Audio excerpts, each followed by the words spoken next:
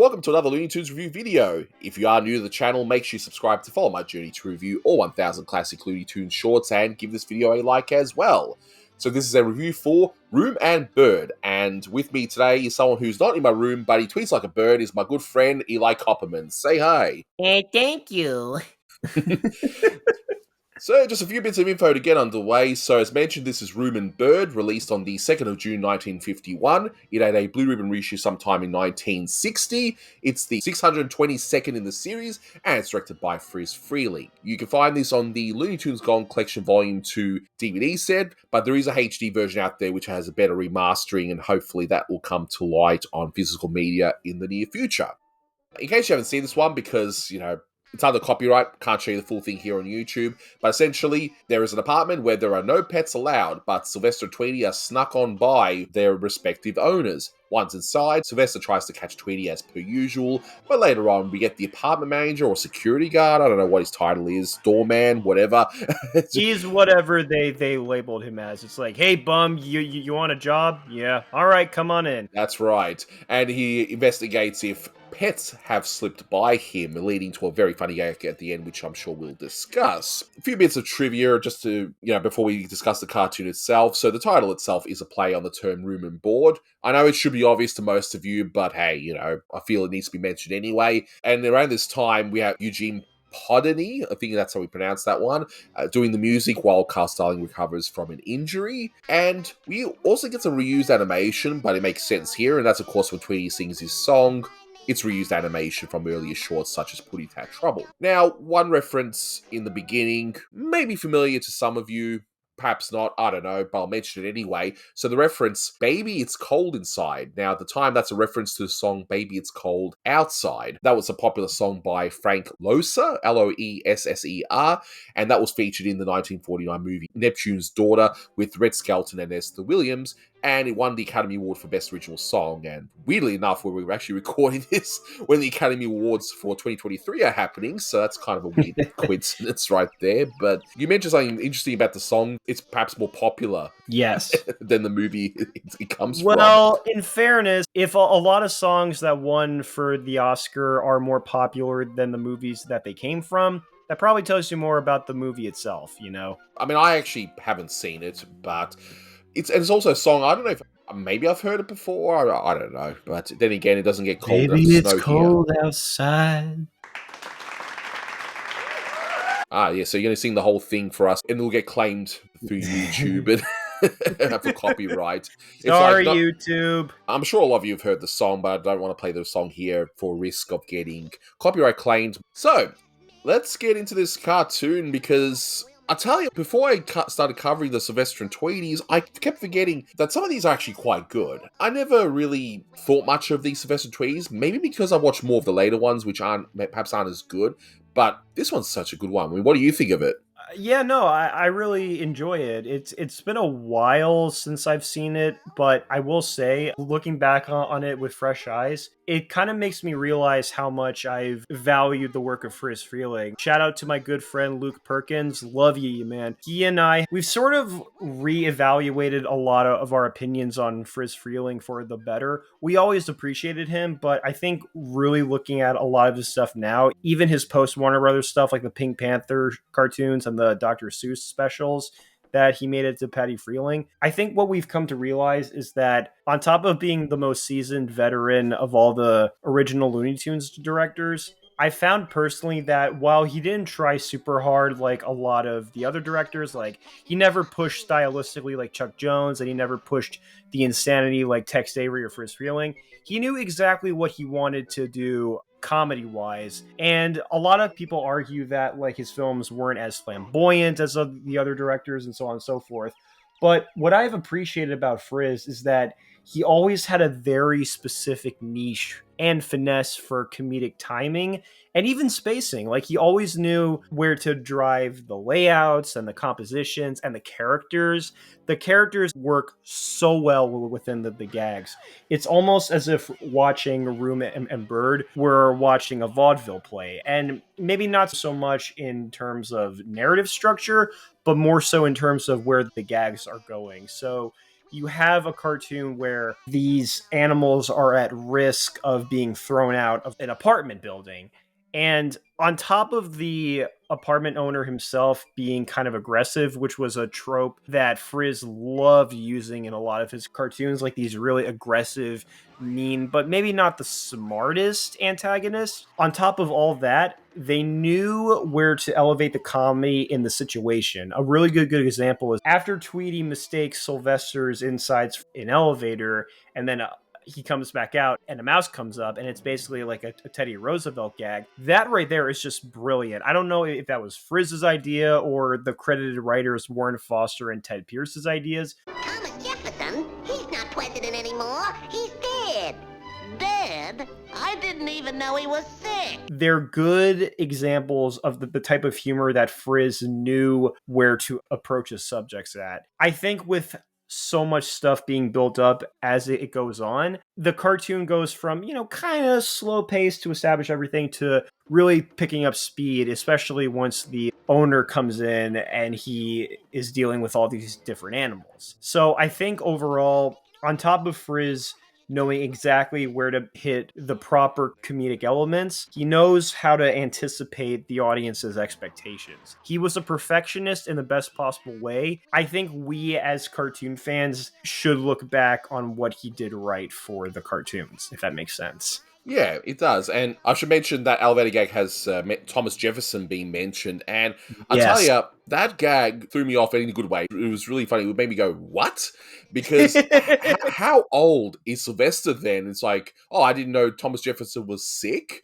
It's like, I mean, I'm an Aussie, and even I know who Thomas Jefferson is, and I'm like, how old is Sylvester the cartoon existed, like maybe the time period of the cartoon is a few years after Thomas Jefferson. Who knows? Yeah, that gag threw me off, but like I said, in a really good way. But when it comes to Friz, and I always point it out in these videos, just how great his timing is, and right away, as soon as we open up the short, just take a close look at Granny, the way she's walking to the beat, like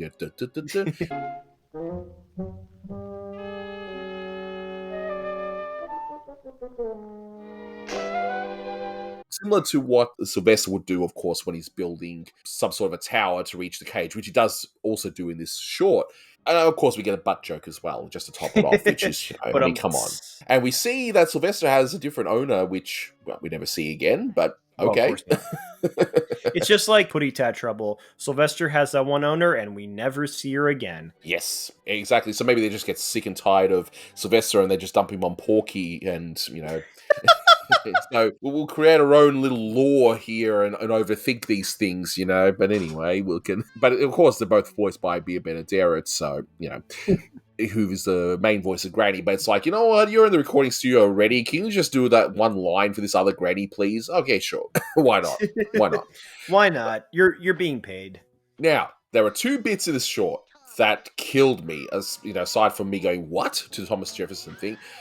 And of course, Sylvester cross-dressing, if you don't laugh at those scenes, I would say you have no soul, because they're the greatest things ever. And of course, he does so again. Maybe not the best. I still think that the Swedish Maid in a previous short was one of his best. But here, and it's like, oh, don't get out of here. And he's just screaming, and it's just hilarious. But also, what's up with that 3-pet disguise? You got the tiny little Tweety head and the Sylvester's body and the bulldog. That's crazy. And as you pointed out, that this antagonist is not quite smart.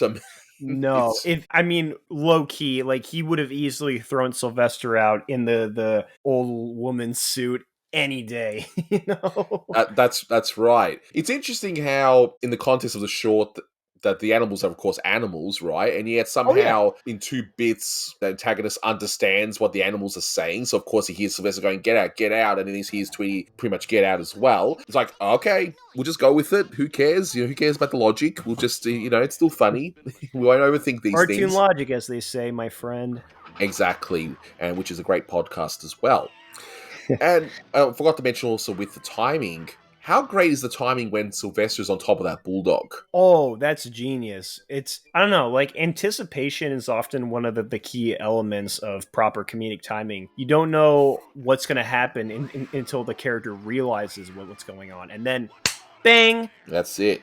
Exactly. And I think it's just fantastic, of course. We have to admit that the ending gag, you kind of knew it was coming when this antagonist makes an announcement.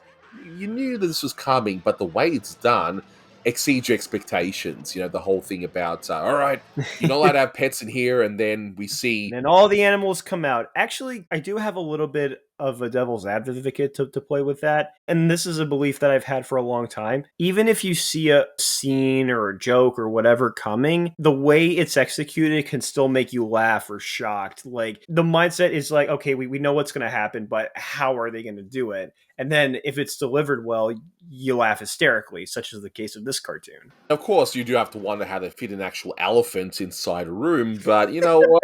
It's funny. You just go with it. Why It's not? They probably fun. fit it in the boiler room. And plus, my boys, the kangaroos, as well. There must be some Aussie Yeah, tourists around that woo! time. So we got that, and of course, monkey. Who doesn't love monkey? We all love monkeys, don't we?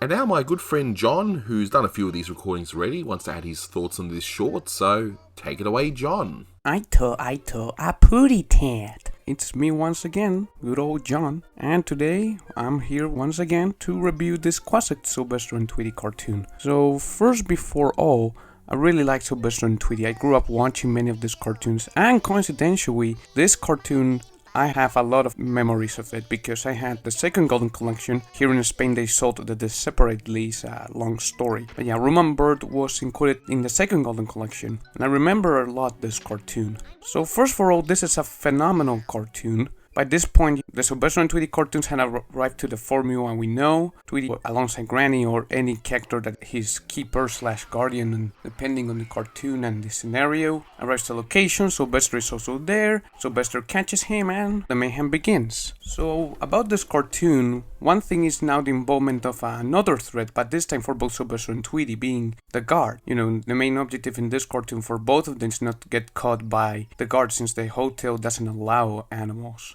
But yeah, it's a pretty funny cartoon, and with a lot of great gags and also phenomenal animation. One memorable part of this cartoon is one sequence where suddenly a bulldog appears and, they dressed up as a lady to confuse the guard, and to make him think that they're not pets, but instead, another person in the hotel.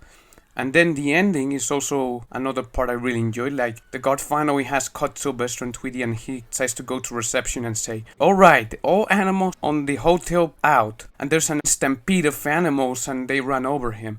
But yeah, this might be one of the best Sylvester and Tweetys. I think Freleng and his team did an amazing job in this one. They gave obviously some different gags because, well, we're making the Sylvester and Tweety cartoons. They tried to get a little bit of variety in terms of gags so they don't feel repetitive, similar to the Roadrunner cartoons, which, well, by this time, the Roadrunner and the Coyote had debuted, but we are still 1 year ahead for their beginning to become popular. So in the meantime, we have Sylvester and Tweety. Another fun fact involving this cartoon is that one of the scenes of this short is featured in a Warner Brothers feature film, Cats and Dogs, Revenge of Kitty Galore. They featured this cartoon in the background of a random television. Remember, one day I was watching that movie and suddenly I see the scene of Room and Bird and say, "Oh, what a surprise." But yeah, it was a little bit good that they also feature another Warner Brothers short, especially to this cartoon. Another thing I want to mention is a little bit, about my opinion on Sylvester and Tweety so far. I really like what Freleng has been doing with Tweety, the yellow feathers, the baby face. I really love the Quampet Tweety, but yeah, Freleng's Tweety is also pretty good. They featured him in various cartoon Sylvester and Tweetys that I really love, like Tweety Pie, Battle Pooty Tat, All a Bird, all phenomenal cartoons. As for Sylvester, well, he's obviously one of the best Looney Tunes characters. By this point, I think Freleng only made these cartoons because he wanted to just use Sylvester. Like, Tweety is fine, but Sylvester has a lot of better potential for, gags and plots. After all, he's the fourth most character with the biggest filmography behind Bugs, Daffy, and Porky. And by this point, not only Sylvester had already had to deal with Tweety, there were the cartoons where he had to deal with Elmer Fudd, or the trilogy with Porky by Chuck Jones, Growing Pains when he faced Falcon Leghorn, and the Hippie Hopper shorts, where now he's with Sylvester Jr. But yeah, seems Sylvester never gets a break. But yeah, this is my little opinion on Room and Bird. This is all that I have to say, and I'll see you in the next review, guys. What I will say, I guess to wrap this all up, it is kind of unfortunate that a lot of people don't really look at the Tweety and Sylvester cartoons in high esteem, and, opinions are opinions. I think the better way to go about it is look at the stuff outside of like the generic Granny beats up Sylvester cartoons and look at the ones where Sylvester is just trying to catch Tweety, because more often than not, those ones have the more entertaining gags and timing.